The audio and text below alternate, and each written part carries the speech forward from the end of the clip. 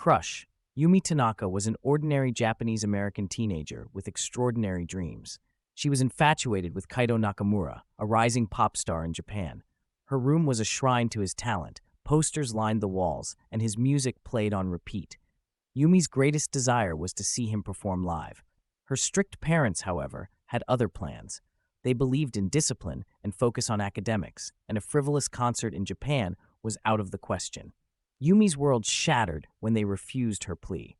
She became withdrawn, her bright personality dimmed by the weight of their denial. But her obsession with Kaito only grew stronger. Desperation led her to explore the dark corners of the internet, where she stumbled upon tales of an ancient witch who could grant any desire, at a price. Yumi, determined and blinded by her infatuation, sought out this witch, hidden in the depths of an old forest on the outskirts of the city. The witch was a frail, eerie figure, draped in shadows. Her eyes gleamed with malevolent intelligence as she listened to Yumi's plea.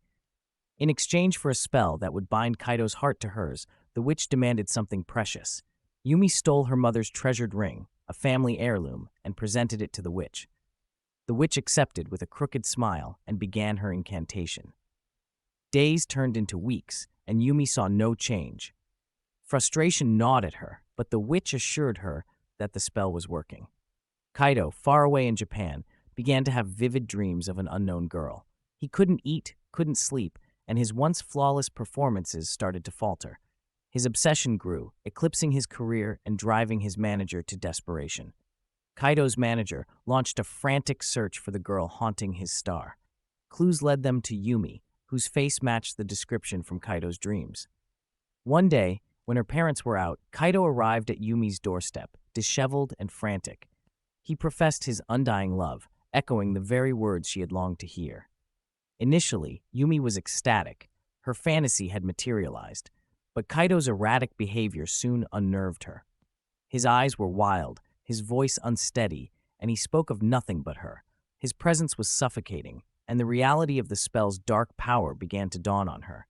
He had become a puppet to her obsession, driven mad by the witch's curse.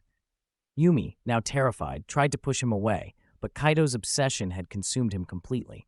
He grabbed her, and in the ensuing struggle, they tumbled out of the second-story balcony, falling to the ground below. Their bodies lay intertwined, broken. The neighborhood buzzed with horror and speculation, but only the witch knew the true cost of Yumi's wish. The stolen ring lay at her feet, its once brilliant shine now dulled by the shadow of the tragedy it had wrought.